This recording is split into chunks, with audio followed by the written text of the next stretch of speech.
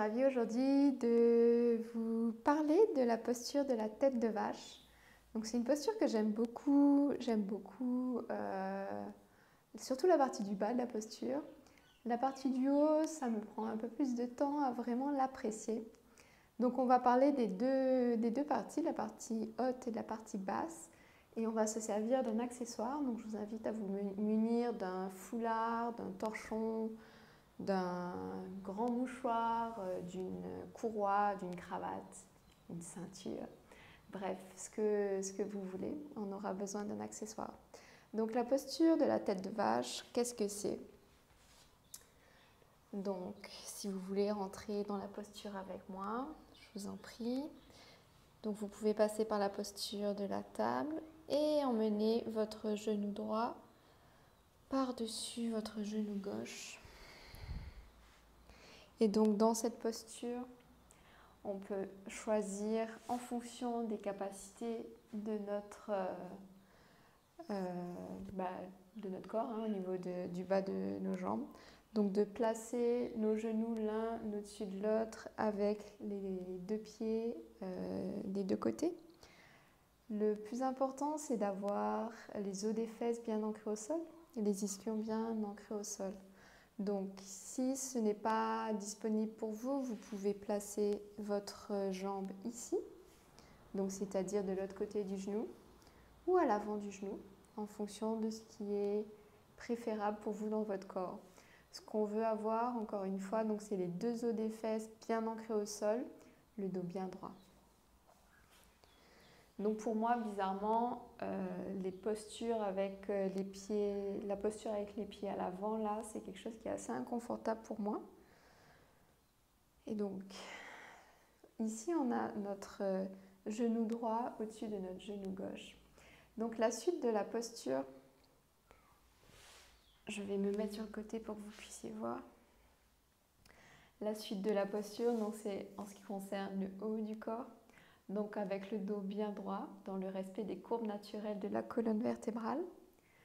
On souhaite emmener le bras gauche en haut et le bras droit qui cherche à le rejoindre à l'arrière. Donc vous le voyez sans doute pour moi, j'en suis bien loin, d'où l'utilité de l'accessoire. Donc moi j'en suis bien loin, donc même si je fais ça, j'essaie d'y aller, il n'y a pas énormément de risque de me blesser. Là où il y a un risque plus important, je dirais, c'est quand on arrive à toucher le bout des doigts et qu'on a envie d'aller encore plus loin, et que du coup on est en train de se tordre complètement pour faire en sorte que les mains se rapprochent plus et puissent s'accrocher. Or, ce qu'on veut garder, c'est vraiment ce dos droit pour vraiment pouvoir bénéficier des bienfaits de la posture. Donc, avec l'accessoire, qu'est-ce que ça donne? Donc, on le prend dans notre main gauche, on lève les bras au ciel et on descend notre bras gauche en direction du dos. Et avec notre bras droit, on passe par le bas et on attrape notre accessoire des deux côtés. On l'attrape et on peut prendre le temps qu'il nous faut pour nous positionner. Garder le coude gauche vers le ciel, la main droite qui passe à l'arrière du dos et qui monte. Et on sent probablement au niveau de notre accessoire, on sent la main gauche qui tire vers le ciel, la main droite qui tire vers le sol. Et c'est cette tension dans l'accessoire en fait qui est intéressante ici pour continuer à progresser, à travailler nos bras, nos épaules. Donc on garde le dos droit, on rentre le menton légèrement.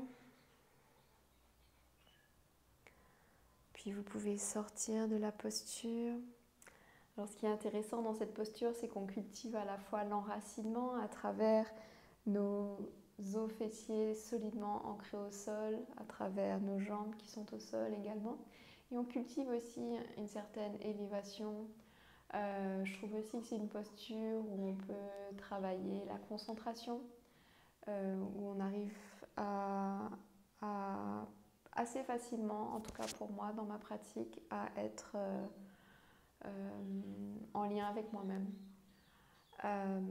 Ensuite au niveau physique, on étire, je pense que vous le sentez, on étire les jambes, les hanches, on étire les bras, les épaules, les chevilles aussi, on ne réalise pas mais on étire aussi les chevilles, donc c'est super intéressant.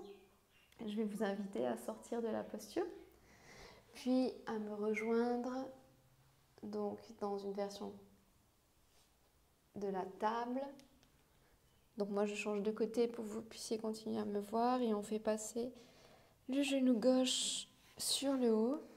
Donc encore une fois, positionnez votre pied là où ça vous paraît le plus confortable pour vous. Et c'est pas forcément la même chose des deux côtés.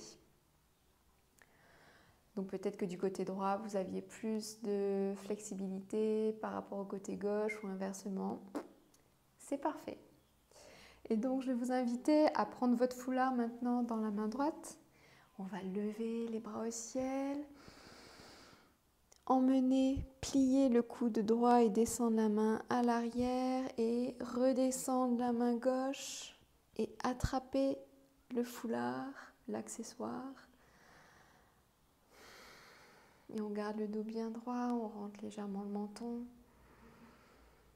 On peut essayer de rapprocher les mains un petit peu. Si on est dans l'inconfort, c'est très bien. Si on est dans la douleur, on en sort immédiatement. Donc la différence entre la douleur et l'inconfort, la douleur c'est une sensation inconfortable et qui reste après plusieurs respirations. Donc c'est vraiment une sensation de laquelle on a très envie de sortir. L'inconfort, c'est une sensation inconfortable elle aussi, mais qui tend à disparaître, à s'effacer après une ou deux respirations. Donc si au bout de deux respirations, vous avez toujours ce sentiment, cette sensation très forte d'inconfort, dans ce cas-là, c'est que c'est plutôt une douleur et qu'il vaut mieux sortir de la posture ou en tout cas en diminuer l'intensité pour vous protéger tout simplement. Et donc ressentez les sensations de ce côté-là aussi. Puis vous pouvez sortir de la posture et prendre un instant pour secouer les jambes peut-être. Donc dans cette posture, comme dans d'autres, c'est super intéressant d'explorer avec les accessoires. Les accessoires qui nous permettent de faire plus de choses, de progresser peut-être plus rapidement aussi, si on souhaite grandir dans certaines de nos postures, tout en sachant que notre pratique de yoga n'est pas... La pratique des asanas, des postures, n'est pas une fin en soi, et qu'on n'est pas dans le yoga en train de vouloir absolument réussir à faire cette posture, cette posture, cette posture. On est en train d'expérimenter, on est en train de faire des postures pour notre bien-être physique, notre bien-être psychologique, spirituel, pour se préparer à la méditation aussi. Hein, dans le yoga, la pratique des postures, c'est la préparation à la méditation. Donc c'est vraiment un ensemble de choses. Donc s'il y a des postures qui vous appellent et que vous voulez absolument parvenir à réaliser, faites ce que vous pensez qui est bon pour vous. Mais disons obsédé par rapport à une posture, ou disons se dire je veux absolument que mes mains se touchent à l'arrière, etc. Voyez qu'est-ce qui se passe en vous, pourquoi est-ce que vraiment vous voulez atteindre cet objectif-là, est-ce que c'est votre objectif vraiment, et posez-vous ces questions-là, c'est intéressant de voir ce qui se passe en vous à ce moment-là. Moi j'avais beaucoup de frustration par rapport à des postures que je n'arrivais pas à faire et j'ai fait un certain travail pour arriver à m'en détacher et simplement réaliser que j'ai tous les bienfaits des postures en les faisant dans le respect des limites de mon corps.